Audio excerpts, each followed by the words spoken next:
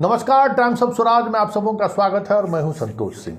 और आज हम टाइम्स ऑफ स्वराज में बात कर रहे हैं कि बिहार में कब होगी ईडी की कार्रवाई, कब सीबीआई का छापेमारी होगा, कब इनकम टैक्स ऑपरेशन की शुरुआत करेगा।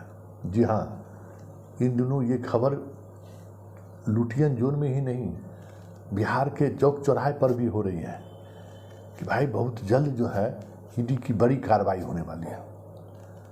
जो यहाँ गाड़ी मुहैया कराने वाली जो एजेंसी है, वो कई एजेंसियों से वो लोग संपर्क में हैं कि हमें एक साथ 100-150 गाड़ियों की ज़रूरत पड़ेगी। ऐसी खबरें भी आ रही हैं। खबर ये आ रही है कि रांची, कोलकाता, लखनऊ, दिल्ली में जो ईडी के तेज तरार ऑफिसर हैं, उनको पटना मूवमेंट करने का आदेश हो चुका है। कई लोग पटना में पहले से कैंप भी कर रहे हैं। खबर ये भी है कि बड़े स्तर पर ऑपरेशन होगा, जिस ऑपरेशन का दायरा हो सकता है कि मुख्यमंत्री आवास भी हो।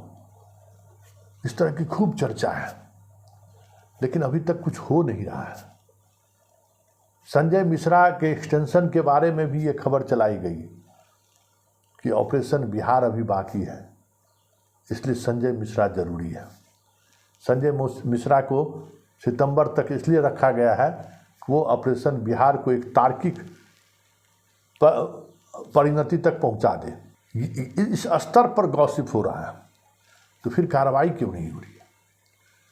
क्योंकि नीतीश के विभीषण ऐसा नहीं है कि मोदी के यहाँ नहीं है। गब्बू सिंह के यहाँ कार्रवाई है, या कारू सिंह के यहाँ कार्रवाई, सुनील सिंह के यहाँ कार्रवाई, एकदम कोई न कोई ऐसा विभीषण का इनपुट है जो इन तीनों के यहाँ कार्रवाई हुई, मतलब रेड हुआ। क्योंकि अगर आप गौर करिए ना, तो बिहार के बच्चे बच्चे को पता है कि कारू सिंह जल संसाधन विभाग में जब ललन सिंह मंत्री थे तब से लेके विजय चौधरी मंत्री थे तब तक, और अभी संजय झा मंत्री है तब तक, कारू सिंह के इच्छा के विपरीत जल संसाधन विभाग में किसी दूसरे को टेंडर मिल ही नहीं सकता है। ये चर्चा खूब चर्चा चलता रहा है। जल संसाधन विभाग के सबसे बड़े ठेकेदार कारू सिंह। गब्बू सिंह की बात लीजिए तो हर किसी को पता है कि गब्बू सिंह मीठापुर बस स्टैंड में टाइम कीपरी का काम करता था, और आज जिस ऊंचाई पर है उसमें ललन सिंह की बड़ी भूमिका है। कई ब्यूरोक्रेट के पैसे इन्वॉल्व हैं। ललन सिंह की भी कमाई का सारा हिस्सा कहता है वो लोग वहीं इन्वेस्ट है।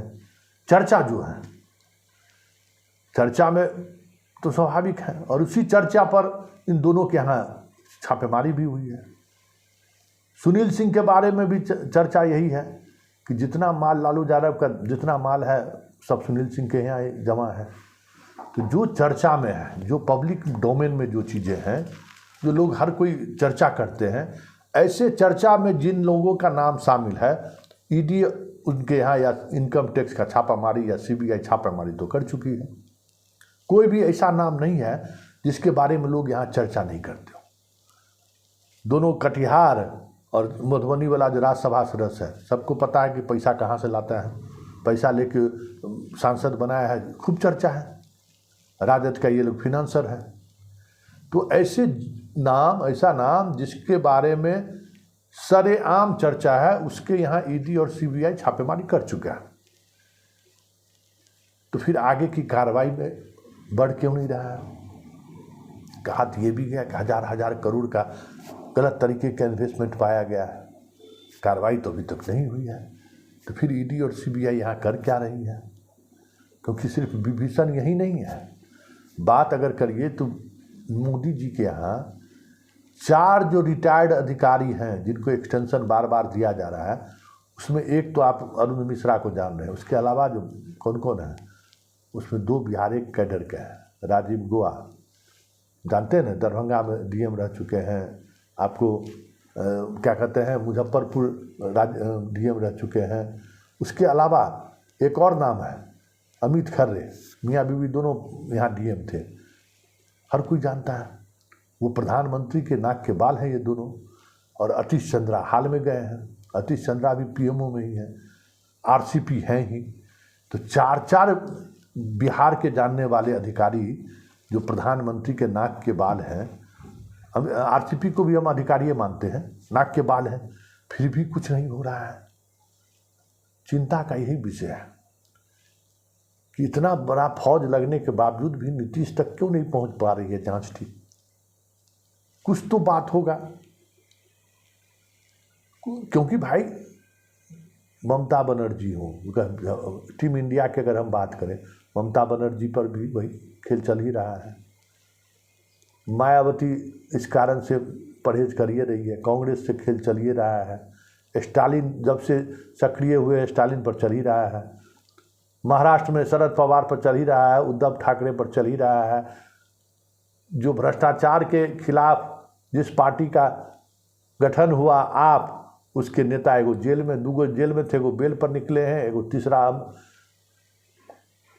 मुख्यमंत्री केजरीवाल पर तलवार लटक रहा है, किसी भी समय गिरफ्तारी हो सकती है। लालू यादव के यहाँ है ही, पहले से सब कुछ है लालू यादव का, तो एक नीतीश से बचते हैं ना, है जिन पर कोई दाग नहीं है, और परिवारवाद का भी नीतीश पर नहीं है, तो फिर नीतीश पर कार्रवाई करने से बच क्यों रही है बीजेपी। बीजेपी की बात हम नहीं करें, मतलब ईडी और सीबीआई की बात करें, क्यों बच रही है।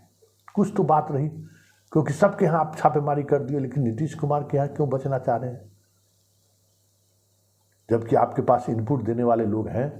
और ऐसा भी नहीं है कि मुख्यमंत्री कार्यालय से बहुत सारी चीज़ें जो जिसमें गड़बड़ी नहीं पाई गई हो, बहुत सारी चीज़ें ऐसी हैं जिसमें गड़बड़ी पाई गई है और गड़बड़ी हुई भी है। चाहे अधिकारियों के ट्रांसफ़र पोस्टिंग का मसला हो, चाहे टेंडर मैनेजमेंट का मसला हो, जो काम 1 रुपया में हो 4 रुपया में हो रहा है, खूब चर्चा यहाँ पर है। कौन नहीं कहता है कि यहाँ टेंडर घोटाला है। टेंडर घोटाला क्या है कि 1 रुपया काम 4 रुपया में, 1 रुपया में काम जो है 4 रुपया में बाकी सब बांटिए, काम मजबूती से करिए, यही आज का तरीका है। ये सब जानता है। आरसीपी को पता है कि आखिर नीतीश कुमार का आर्थिक स्रोत क्या है।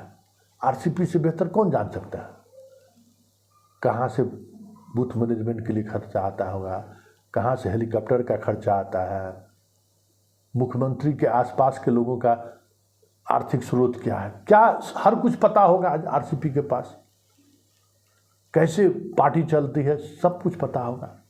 फिर भी कार्रवाई नहीं हुई। और ये भी तय है कि बिना पैसा का कुछ भी नहीं होता है।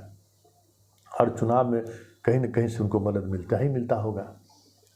वो भी कुछ न कुछ नेटवर्किंग होता होगा, जिसको मदद करते होंगे, उसका इस्तेमाल चुनाव में करते होंगे। जो अर्थव्यवस्था है चुनावी राजनीति का, उसमें कौन लोगों का कितना योगदान होगा आरसीपी सब जानते होंगे। तो कोई बिहार में तो किसी व्यापारी या किसी इंडस्ट्री के यहाँ भी छापेमारी नहीं हो रहा है।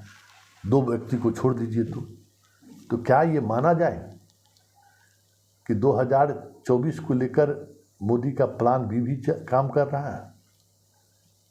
इन तमाम इंडियन टीम में एकमात्र नीतीश कुमार ही हैं जो पाला बदल सकते हैं, बदलते रहे हैं। क्या इस दृष्टिकोण से ये चीज़ें तो नहीं चलाई जा रही हैं कि नीतीश कुमार को इतना टॉर्चर मत करो या नीतीश कुमार को पर इतना हमला मत करो कि जब अगर कहीं ज़रूरत पड़ी तो नीतीश कुमार भी आने से मुकर जाए।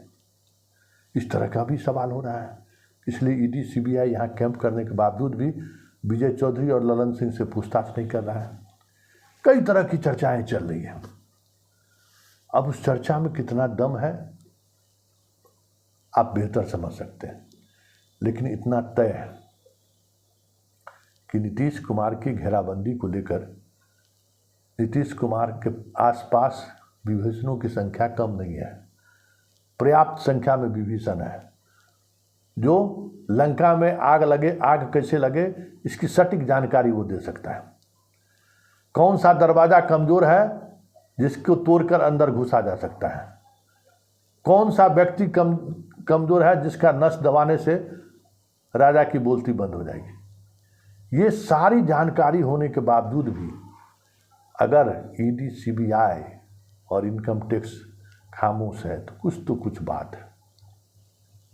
हम सिर्फ कह सकते हैं सुनील सिंह सिलेंडर बोलने की स्थिति में आ गए हैं, वो तो दिख रहा है। इस तरीके से राज्यपाल से मिल रहे हैं, गिरिराज सिंह से मिल रहे हैं, अमित शाह से मिल रहे हैं, तो वो चीज़ें दिख रही हैं। और ऐसे उनके जैसे लोगों को ज़रूरत भी है, अगर राजीव प्रताप रूडी को टिकट नहीं दिए तो। लेकिन इन सबसे इधर जो सबसे महत्वपूर्ण बात है, जो आप चलते चलते भी कह रहे हैं कि इतने विभीषण के बावजूद भी नीतीश आराम से कुर्सी पर कैसे बैठे हैं, बड़ा सवाल है। और इन सवालों पर गौर करिएगा कि कुछ न कुछ चीज़ें चल रही हैं और बीजेपी के अंदर भी चल रही है। भले बिहार बीजेपी ये कह रहा हो कि नीतीश से हमें कोई मतलब नहीं है, नीतीश हमारे लिए अप्रासंगिक हो चुके हैं, इनके पास कुछ है क्या। अठालवे साहब भी कह दिए, कल रघुवर दास भी डोरा डाल रहे थे कि नहीं, ऐसे लोगों को एनडीए में ज़रूरत है। तो कहीं कहीं से ये चीज़ें फैलाई भी जा रही हैं, वजह जो भी हो, लेकिन इतना तय है कि कुछ न कुछ चीज़ें चल रही हैं। अब उसमें नीतीश कुमार की कितनी सहभागिता है कहना मुश्किल है, क्योंकि इस बार नीतीश कुमार पूरी ताकत के साथ बिहार में की राजनीति को मोदी के खिलाफ मोड़ने की कोशिश में जरूर लगे हुए हैं। लेकिन राजनीति है, इस राजनीति में कुछ भी हो सकती है। तो ऐसे में क्या ये माना जाए कि ईडी और सीबीआई की जो टीम पटना में कैंप कर रही है, वो सिर्फ दिखाने के लिए है?